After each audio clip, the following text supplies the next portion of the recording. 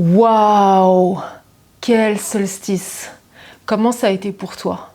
Le dimanche et le dimanche soir. Parce que pour moi, c'était électrique.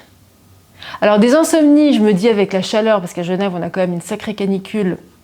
Ok, il fait chaud, difficulté à m'endormir, je me tourne dans tous les sens, il y a du bruit, il y a de l'agitation, il y a de la chaleur. Bon.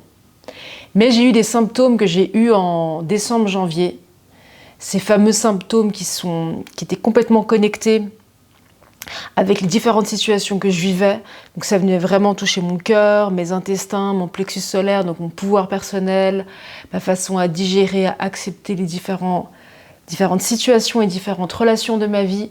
Et ça venait me toucher au cœur, dans mes valeurs, au niveau des valeurs humaines, au niveau de ma valeur à moi, de ma valeur en tant qu'être humain, de mon éthique et de ma loyauté vis-à-vis de certaines personnes et comment c'est venu me blesser.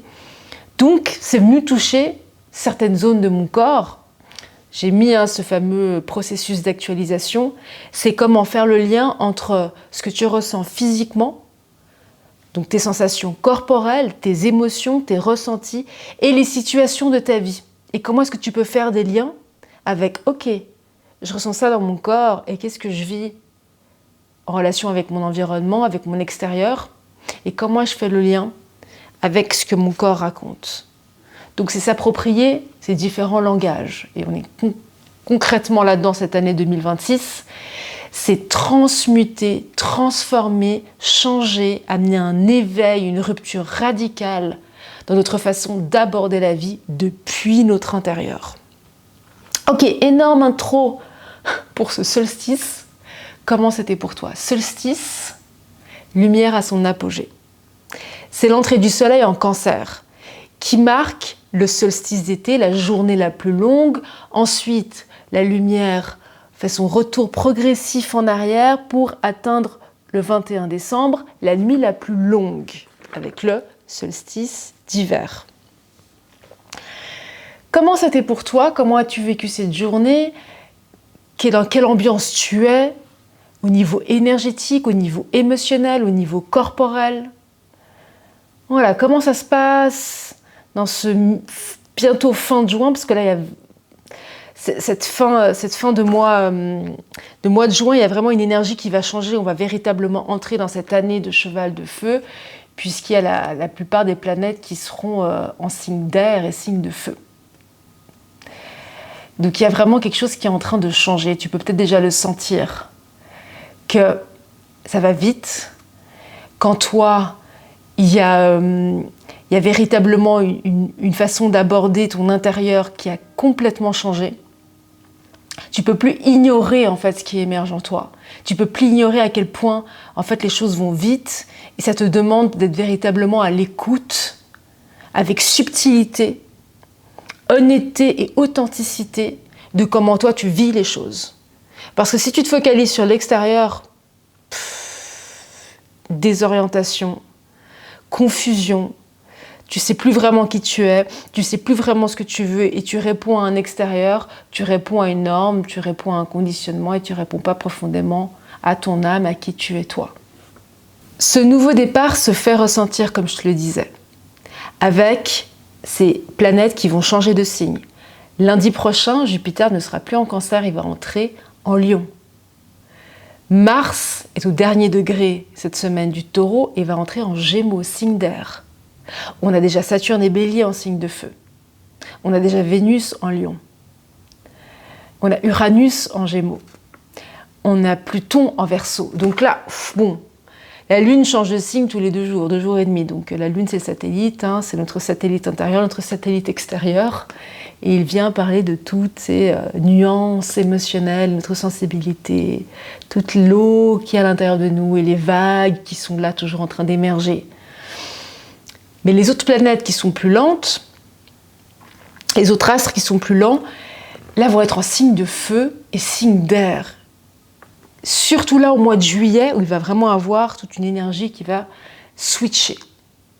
Un nouveau rythme va se mettre en place, une nouvelle façon d'être dans ton énergie vitale, d'être en action, de t'exprimer, d'être en lien, en interaction avec ton environnement, avec les autres.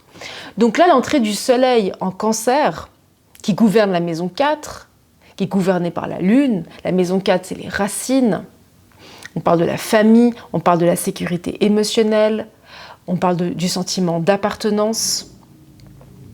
C'est un retour à l'essentiel. Ça dit, ok, ça va bouger. Ça va bouger. Et là, ça nous indique que, ok, je sens qu'il y a une énergie qui se met en place différemment. Il y a quelque chose qui est en train de bouger à l'intérieur de moi. Et en même temps, tu peux peut-être sentir qu'il est essentiel de nourrir ton cœur, de nourrir ta fréquence, d'être en lien subtil avec ton corps, avec tes émotions. À nouveau, si tu veux forcer, aller vite, contrôler, anticiper, être d'abord au contact de l'extérieur plutôt que de ton intérieur, tu te brûles.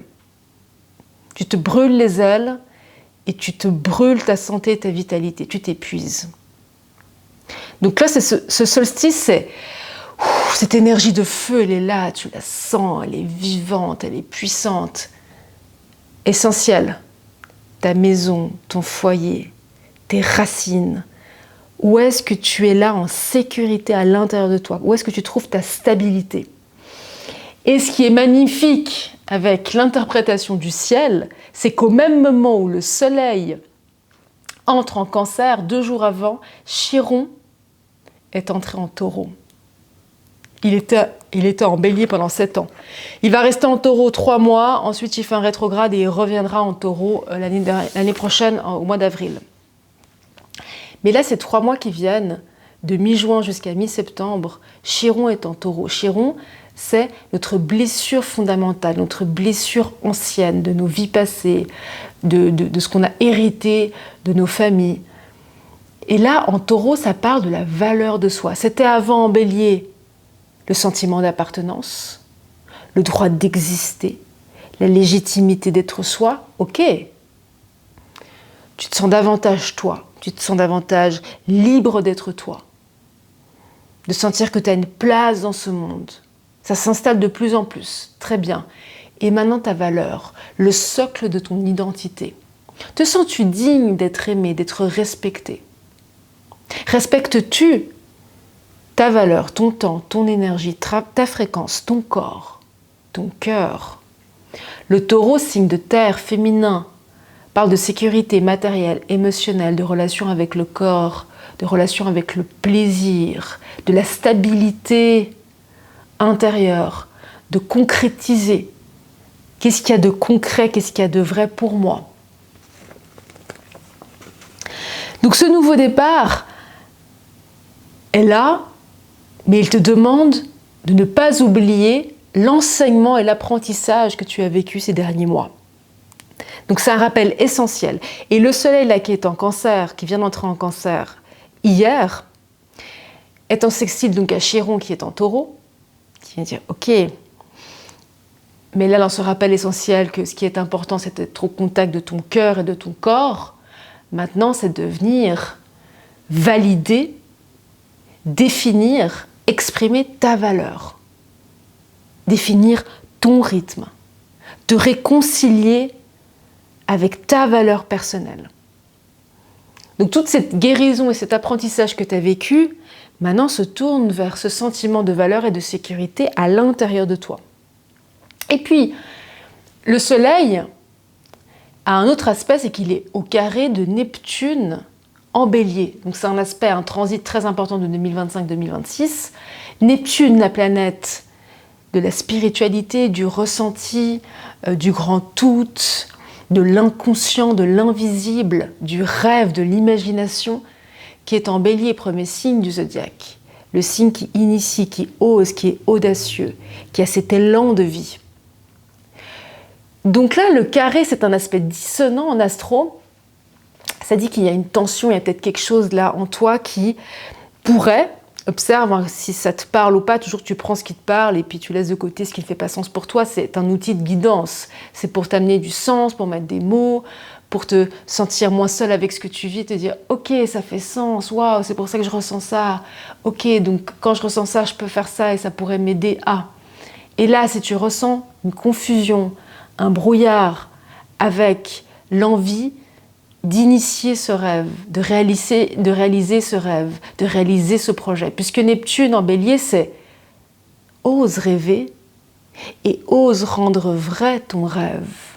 Ose réaliser ce projet que tu souhaites tant là, qui vibre à l'intérieur de toi.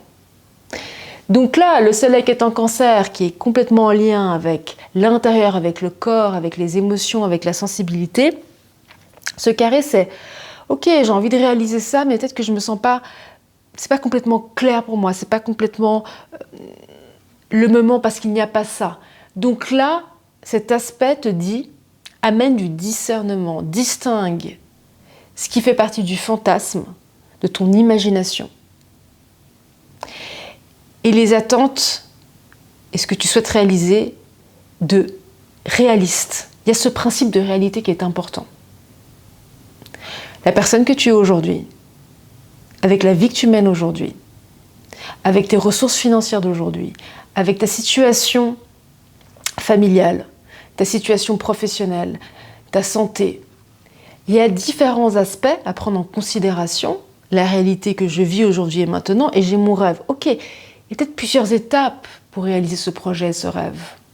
Amène du discernement dans... Peut-être que ce rêve, tu le repousses tout le temps et ce projet, tu le repousses encore parce que tu es peut-être dans un fantasme et une imagination beaucoup trop grande et du coup, ça te coupe de la réalité. C'est une forme de fuite aussi, hein, de déni, hein, de contrôle déguisé. J'y vais pas pour ne pas échouer, par exemple, ou j'y vais pas par peur de réussir. Donc, distingue, mets du discernement. Imagination, fantasme ou réalité? Est-ce que c'est réaliste? Est-ce que je suis complètement hors sol? Donc là, cette semaine, c'est ok, il y a une énergie qui change, il y a quelque chose qui va plus vite, mais je reviens à l'enseignement que j'ai acquis ces dernières semaines, ces derniers mois. C'est en moi que ça se passe. Et puis, tu as acquis aussi d'autres choses de ton identité passée, puisque dans ce soleil, il y a un autre aspect important, c'est que le soleil est au trigone du nœud nord en poisson et sextile au nœud sud en vierge. Donc pour rappel, les nœuds lunaires, ça parle de ton chemin d'âme. Le chemin d'âme, c'est donc nœud sud, tes acquis, tes bagages, hérités de tes anciennes vies, hérités de tes ancêtres. Et puis le nœud nord, c'est l'évolution, le dharma, vers où tu vas. Ce que tu es amené à réaliser, à faire l'expérience dans cette vie. Donc, karma, d'où je viens, dharma, où je vais. Les nœuds lunaires. Et là, donc c'est au niveau collectif, hein, c'est vraiment de dire quelles sont les énergies là, qui nous touchent tous d'une certaine façon. Après, c'est différent pour chaque personne, puisque le thème astral est complètement unique et singulier à la personne. Là, c'est nœud sud, et donc c'est des aspects favorables en astrologie, les sextiles et trigones. Ça veut dire que, en ce moment, cette semaine, tu pourrais te dire, effectivement, j'ai effectué une grande guérison. J'ai effectué tout un processus avec moi. Il y a eu tout un déconditionnement qui a été effectué avec la personne que j'étais, avec la personne que je suis aujourd'hui. Il y a des choses que j'ai pu voir de moi, de mes façons d'être, de mes façons de faire, de mes mécanismes d'adaptation, des croyances que j'avais en fait qui n'étaient pas utiles pour ce que je veux accomplir, pour qui je suis aujourd'hui. Ok, mais il y a des compétences que tu as acquises dans toutes les expériences que tu as vécues dans le passé, dans les différents héritages de tes ancêtres, et si tu as fait des régressions dans tes différentes vies. Donc, tu as acquis des compétences en lien avec la Vierge qui parle de discipline, organisation, perfectionnisme, contrôle, aussi santé, puisque la Vierge, on parle aussi de toute cette partie de purification, de femme médecine, d'archétype de la prêtresse. Donc, observe comment ça te parle de Peut-être que tu avais des mécanismes d'hyper-contrôle, de perfectionnisme excessif, d'être trop rigoureuse, trop dans l'organisation, dans le rationnel, dans la force. Là, c'est ok, c'était dans l'excès, mais si du coup je le régule et j'ai appris à le réguler, ce sont aussi des compétences. D'avoir de la discipline, de pouvoir exceller dans ce que tu fais, vouloir que les choses soient bien faites. Mais c'est où est-ce que je place à nouveau mon curseur? Pouvoir être organisé, structuré, méthodique. Donc il y a des compétences que tu as acquises de tes expériences passées, de ta famille, qui vont être des ressources au service de ton chemin. Et donc le nœud nord en Poisson parle de « on est en train de s'ouvrir à une spiritualité incarnée ». À une spiritualité singulière, de comment on le vit chacun à l'intérieur de soi.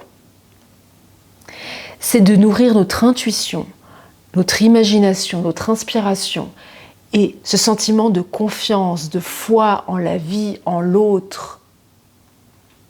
Donc c'est utiliser ces compétences au service de ce nouveau chemin, de cette identité qui est bien plus toi, libérée des filtres, des conditionnements qui étaient devenus bloquants, qui étaient utiles à un moment donné, mais qui sont devenus inutiles pour ton évolution. Donc il n'y a pas tout à jeter. Dans l'apprentissage que tu as vécu, dans le processus de guérison, de libération que tu as effectué, avec les différentes situations et relations qui ont été challenging certainement pour toi en 2026 et 2025, tu as acquis des leçons. Tu as validé certaines choses chez toi, en ta façon d'être et ta façon de faire. Qu'est-ce que c'est? Qu'est-ce que tu valides de toi? Quelles sont les compétences que tu as acquises, même dans la difficulté? Ça t'a permis de découvrir quoi sur toi? De poser quelle vérité? De poser quelles limites? De découvrir quel besoin sur toi? Waouh, je ne savais même pas qu'en fait ça c'était essentiel pour moi. Maintenant je le sais et je le pose et je le valide. Autre aspect cette semaine, on a Jupiter et Mercure qui sont en Cancer. Jupiter qui va atteindre le 29 degrés du Cancer à partir de, je crois, mercredi, jeudi, et lundi prochain passe en Lion. Ça fait 1 an que Jupiter est en Cancer. Ça a été la manifestation de l'interprétation la plus exacte de tout ce qu'on a pu vivre en se disant mais waouh, mais comment ça se fait que depuis 1 an, mon émotionnel est autant amplifié? Je ressens tellement de choses. Il y a au niveau de mon sommeil, au niveau de mon énergie, au niveau de mes émotions. Et donc là, avec l'astro, on peut mettre du sens là-dessus. C'est que Jupiter était en Cancer et est venu amplifier tout notre monde intérieur puisqu'on est en train de changer de paradigme. On est en train d'entrer dans une nouvelle ère au niveau collectif, au niveau personnel. Et ça demande d'incarner, de prendre conscience, d'accepter notre nature énergétique, émotionnelle, de cesser d'être séparés, de réunir, de co-créer, d'harmoniser l'intérieur, tête, corps, ensemble. Aucune séparation à l'intérieur. Déjà au niveau biologique, la séparation n'existe pas. Tout est connecté. Il y a différents systèmes qui existent à l'intérieur de toi qui sont interconnectés, qui fonctionnent ensemble. Donc cette écoute intérieure est essentielle. Donc le fait que Jupiter est en train de quitter le Cancer, c'est le point culminant, c'est la fin de la gestation. Cancer, le signe de la mère, l'archétype de la mère nourricière, féconde en gestation, qui protège, connectée à son eau, à sa coupe. Donc waouh, Jupiter a amplifié, venir amener de l'expansion à ton intérieur, ouvrir le champ des possibles à l'intérieur de toi, des différents langages qui existent à l'intérieur de toi. Et là, c'est gestation accomplie. Quelque chose est prêt. Quelque chose est prêt. C'est bon. C'est là. Sextile à Mars en taureau qui est également au 29 degrés du taureau. C'est avant, il y avait ce besoin de concrétiser, de stabilité, de mettre en place. Tu as mis en place, tu as concrétisé, tu as fait en sorte que les choses soient stables, soient justes. Dans certains secteurs de ta vie. À nouveau, ça te parle à toi d'une manière très précise. Mars s'apprête à entrer en Gémeaux. Et va entrer dans une conjonction exacte avec Uranus les prochaines semaines. Uranus, planète de l'éveil, changement radical, rebelle, technologie. On crée une rupture, non pas pour détruire, mais il y a un changement qui est nécessaire pour une évolution. Et là, en Gémeaux, c'est l'évolution de notre façon de communiquer. Et la première relation qui existe, c'est la relation avec soi. Il y a un changement qui est en train d'être effectué profondément dans la façon d'être en lien avec soi, avec son énergie, avec son corps, avec ses émotions, avec ses besoins, avec ses limites. Observe comment ça a évolué chez toi et comme ça continue d'évoluer et de s'installer différemment et ça prend une dimension différente jour après jour. Et donc, Jupiter, Mercure en Cancer sont opposés à Pluton en Verseau. Pluton en Verseau, c'est grand transit. Pluton, la planète de la transformation, du cycle renaissance, de la sexualité, de ce qui est caché, du pouvoir, donc là, en Verseau, j'allais parler trop vite, en Verseau, on parle de anticonventionnel. C'est l'humaniste, c'est ouvert au monde, c'est je suis moi connecté au tout. Je suis moi connecté à l'humanité, connecté et humain dans ma façon d'être et d'interagir. Je suis indépendant. Je suis libre. Donc là, Pluton, c'est je viens me libérer de cette ancienne identité, de cette ancienne façon de faire, de certaines formes de contrôle. Et je me transforme. Donc là, dans tout ce que tu as pu comprendre de toi, dans cette nouvelle relation que tu as adoptée avec ton corps, ton émotionnel, tes ressentis, es-tu prête à laisser derrière cette ancienne identité? À valider les compétences que tu as acquises, oui, mais je laisse derrière cette identité qui n'est plus moi, qui a été utile à un moment donné, mais qui n'est plus moi. Dernier aspect de cette semaine, c'est un triangle magnifique avec Lilith en Sagittaire, Trigone à Vénus en Lion, Trigone à Saturne en Bélier. Triangle de feu. C'est la flamme qui est rallumée. Lilith en Sagittaire, c'est « je viens réclamer ma vérité ». Lilith, archétype féminin indomptable, qui refuse d'être rabaissée, d'être dans l'inégalité, qui veut l'égalité, qui veut être dans sa vérité.